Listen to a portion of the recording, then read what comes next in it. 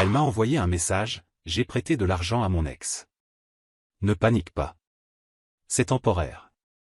J'ai répondu, pas de souci. Je te fais confiance. Puis j'ai transféré chaque centime de notre compte joint vers mon compte personnel et j'ai fermé le compte. Le message qu'elle m'a envoyé juste après que sa carte ait été refusée au restaurant. Je m'appelle David, j'ai 35 ans, et j'ai appris quelque chose d'important il y a 2 mois. Écoute ton instinct, même quand ton cœur te supplie de l'ignorer.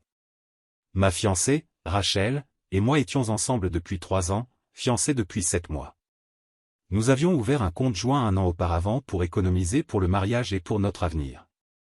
Ça semblait logique, nous construisions une vie ensemble, et unir nos finances paraissait être une démarche adulte. Je contribuais à environ 60% du total, puisque je gagnais plus, mais elle disait toujours que nous étions partenaires, que ce qui était à moi était à elle et vice-versa. Le message est arrivé un mercredi après-midi, à 14h47. Je prenais un café entre 2 réunions quand mon téléphone a vibré. C'était Rachel. Coucou mon amour. J'ai prêté de l'argent à mon ex. Ne panique pas. C'est juste temporaire. Il traverse une période difficile et avait besoin d'aide pour payer son loyer. J'ai utilisé le compte joint. Je t'aime.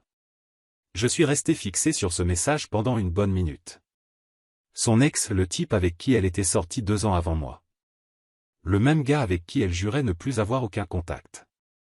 Celui dont le nom, Trevor, changeait encore un peu le ton de sa voix à chaque fois qu'il apparaissait dans une conversation.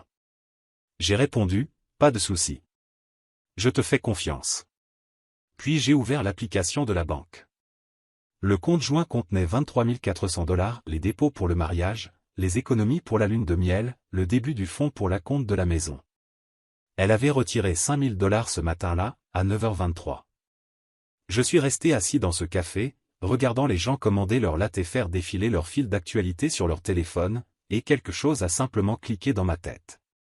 Ce n'était pas vraiment de la colère. C'était de la clarté. 3 mois plus tôt, Rachel était allée à une réunion d'anciens élèves du lycée. Elle était excitée, avait acheté une nouvelle robe, s'était fait coiffer. Elle était rentrée à 2h du matin, un peu ivre, et quand je lui avais demandé comment ça s'était passé, elle avait agi bizarrement, sur la défensive, disant que c'était nul et qu'elle voulait dormir.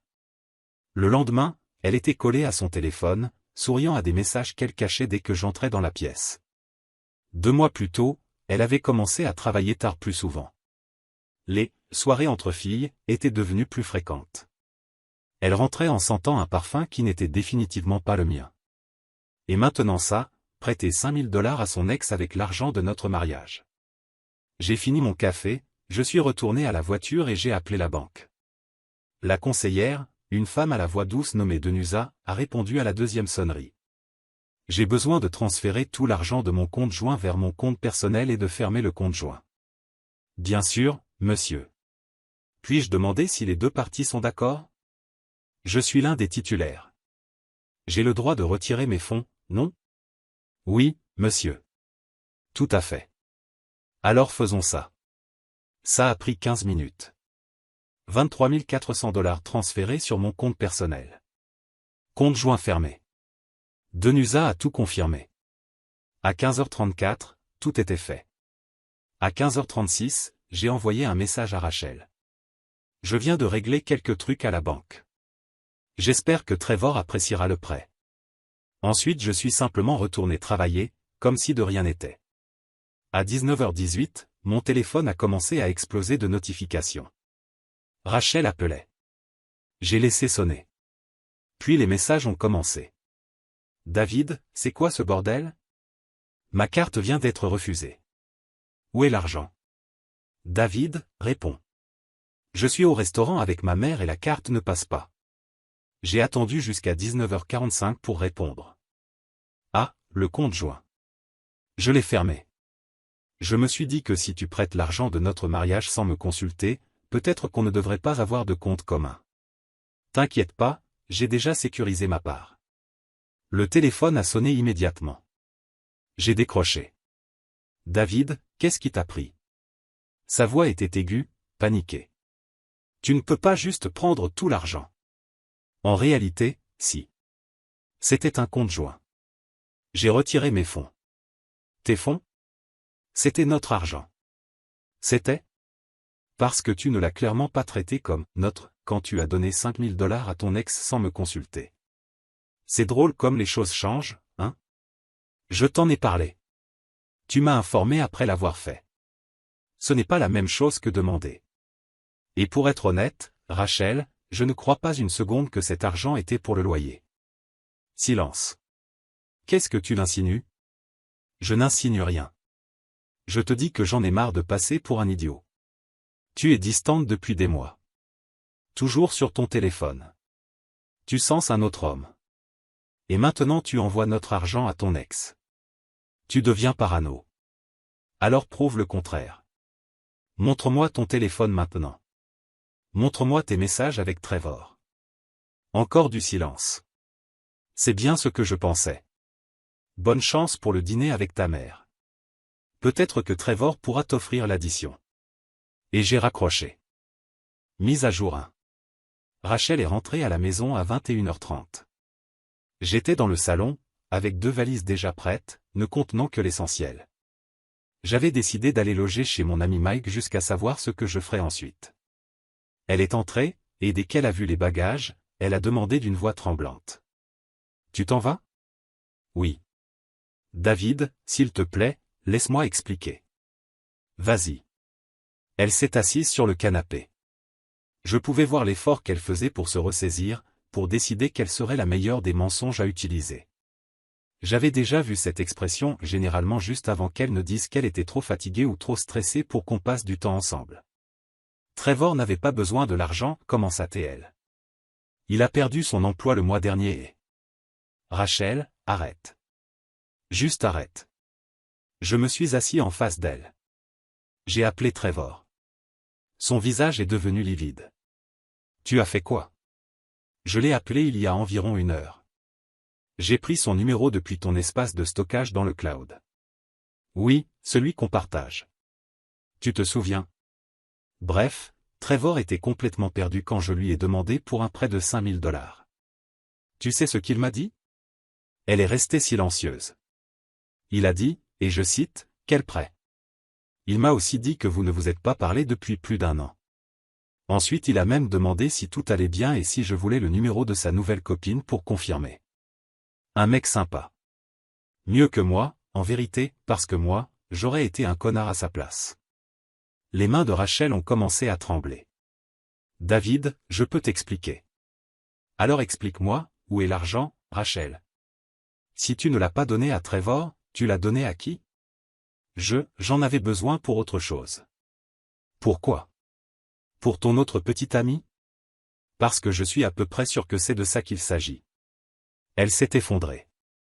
Elle a commencé à pleurer de cette façon laide, en sanglotant, incapable de reprendre son souffle. Ça ne devait pas se passer comme ça. Qu'est-ce qui ne devait pas se passer comme ça? J'ai revu quelqu'un à la réunion du lycée, un vieil ami. On a recommencé à discuter, les choses sont devenues compliquées. Compliquées. J'ai ri, mais sans aucune joie. Tu m'as trompé. Dis-le juste clairement. Je ne t'ai pas trompé. On a juste parlé. Peut-être qu'on s'est vu quelques fois, mais il ne s'est rien passé physiquement. Rachel, je me fiche de ta sémantique. Tu as retiré 5 000 $ de notre compte commun pour un autre homme. Que tu aies couché avec lui ou non ne change rien à la trahison. Où est l'argent? Elle a baissé la tête.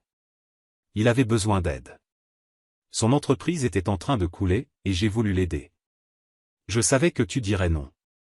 Bien sûr que j'aurais dit non. C'était l'argent de notre mariage. De l'argent que j'économise pour notre avenir. Je me suis levé. Tu veux savoir ce qu'il y a de pire dans tout ça? Ce n'est même pas l'argent. C'est le fait que tu m'as menti pendant des mois. Que tu rentrais tard, que tu cachais ton téléphone, que tu inventais des excuses. Et moi, je me sentais fou, paranoïaque alors qu'en réalité, tu étais exactement ce que je craignais. David, je t'aime. Non, tu n'aimes pas. Les gens qui s'aiment ne font pas ça. J'ai attrapé les valises. Je vais rester chez Mike. Ne me contacte plus, sauf par l'intermédiaire d'un avocat. Les fiançailles sont terminées. S'il te plaît, ne fais pas ça. C'est toi qui l'as fait. Je ne fais que finir ce que tu as commencé. Je suis parti. Elle n'a pas essayé de m'arrêter. Mise à jour 2. Le lendemain matin, je me suis réveillé sur le canapé de Mike avec 17 appels manqués de Rachel et un message vocal de la mère d'elle, de Nusa, exigeant que je la rappelle immédiatement pour réparer ce désastre. Je ne l'ai pas fait. À la place, j'ai appelé mon avocate, Janet, avec qui j'avais travaillé quand j'ai acheté mon appartement il y a 3 ans. David, ça fait longtemps. En quoi puis-je t'aider? J'ai besoin de comprendre mes droits. Ma fiancée a retiré de l'argent de notre compte joint sans que je sache et l'a donné à un autre homme. J'ai fermé le compte et j'ai transféré le reste pour moi. Maintenant elle menace de me poursuivre. Janet est restée silencieuse un instant. Tu contribuais à ce compte? Environ 60%. Et c'était un compte conjoint, n'est-ce pas? Vos 2 noms dessus? Oui. Alors tu avais parfaitement le droit légal de le fermer et de retirer l'argent. Elle peut menacer autant qu'elle veut, mais elle ne gagnera pas. Les comptes conjoints sont compliqués, n'importe quel titulaire peut accéder à la totalité des fonds. Ce n'est pas joli, mais c'est légal. Ça m'a fait me sentir un peu mieux. Puis elle a demandé. Elle est sur le contrat de ton appartement? Vous avez un bien en commun? Non. L'appartement est à moi, seulement à mon nom. Elle a emménagé il y a 1 an, mais n'a jamais été ajoutée à l'acte. Parfait. Ça simplifie les choses. Tu vas devoir tout documenter, messages, appels, toute preuve concernant où est allé l'argent. Si elle essaie de prétendre que tu as volé quelque chose, tu devras montrer que c'est elle qui a brisé la confiance en premier. J'ai passé les 2 jours suivants à faire des captures d'écran de tout. Le message où elle disait avoir prêté de l'argent à Trevor. L'enregistrement de mon appel avec lui. Ces messages, confus, confirmant qu'il n'avait jamais rien reçu.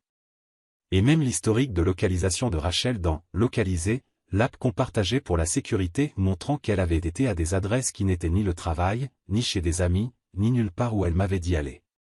C'est alors que Mike a eu une idée brillante. Mec, regarde ses réseaux sociaux. Pas les principaux, cherche son Finsta. Son quoi? Tout le monde a un Instagram secret aujourd'hui.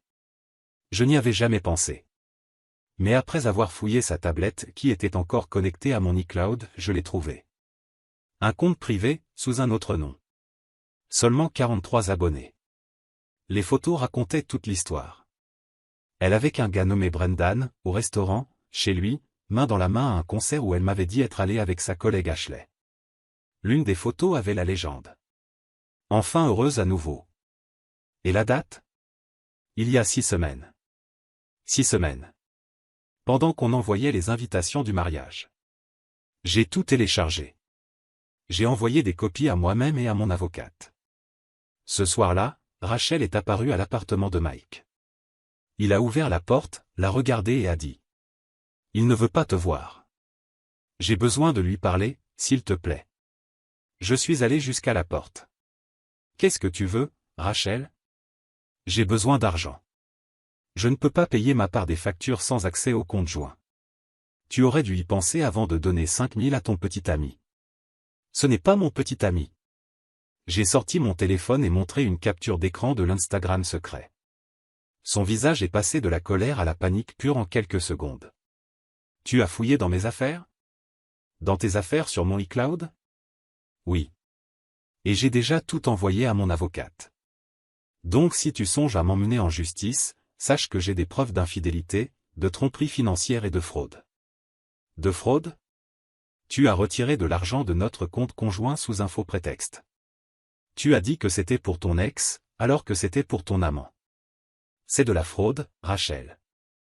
Elle a recommencé à pleurer. David, s'il te plaît. J'ai fait une erreur. Je vais quitter Brendan. Je te rembourserai. Je t'en supplie. Non? Comment ça, non? Je veux dire non. Pas de deuxième chance, pas de réconciliation, pas de remboursement. Parce qu'honnêtement, je ne veux plus rien de toi. Considère ces 5 000 comme paiement pour les 3 années que j'ai perdues avec toi. Et le mariage? Annulé. Dis aux gens ce que tu veux. Dis que je suis un idiot qui t'a volé ton argent. Je m'en fiche désormais. J'ai commencé à refermer la porte, puis je me suis arrêté un instant. Tu sais quoi? Je vais rendre les choses plus faciles pour toi. Je vais envoyer un message groupé à tous les invités, expliquant exactement pourquoi il n'y aura pas de mariage, capture d'écran à l'appui. Ça te va? Tu n'en auras pas le courage. Et c'est pour voir. J'ai fermé la porte. Mike a levé la main pour un high five, et je l'ai frappé en souriant. Mise à jour finale. Cela fait 6 semaines que tout est arrivé. Je n'ai jamais envoyé ce message groupé. Je ne suis pas cruel. Mais j'ai envoyé un email soigneusement rédigé aux personnes qui comptaient vraiment, expliquant que le mariage avait été annulé à cause d'une infidélité et d'une rupture de confiance. Sans entrer dans les détails, la plupart ont compris le message d'eux-mêmes. La mère de Rachel m'a appelé 2 fois pour tenter de me convaincre de reconsidérer. Elle est même allée jusqu'à dire. Tout le monde fait des erreurs, David. Le mariage, c'est le pardon. Je lui ai répondu que si Denusa voulait financer les conséquences des actes de sa fille, libre à elle, mais moi, c'était terminé. Elle m'a raccroché au nez. Rachel a quitté mon appartement il y a 2 semaines. J'ai dû menacer d'une procédure d'expulsion pour la faire partir. Elle a emporté ses affaires, a laissé la clé de secours sur le comptoir, et voilà. 3 ans, jetés à la poubelle. Une fois tout calmé, j'ai décidé de creuser un peu plus. J'ai découvert que Brendan, le type avec qui elle a eu sa liaison, est marié.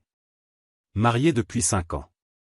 Sa femme a tout découvert quand je lui ai envoyé anonymement les captures d'écran de l'Instagram. Oui, je l'ai fait. Elle méritait de savoir.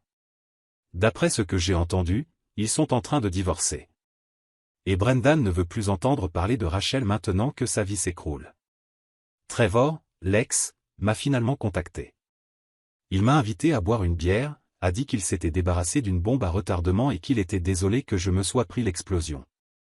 Un type bien. Aujourd'hui, on est même amis, ce qui est étrange, mais étrangement réconfortant.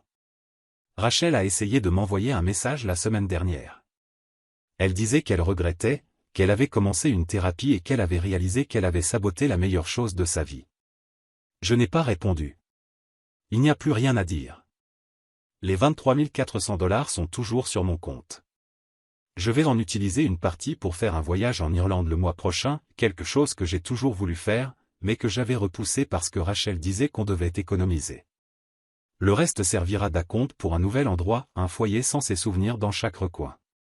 L'autre jour, Mike m'a demandé si je regrettais la façon dont j'avais géré tout ça, d'avoir fermé le compte, d'avoir été froid, mes réponses courtes, tout. Honnêtement?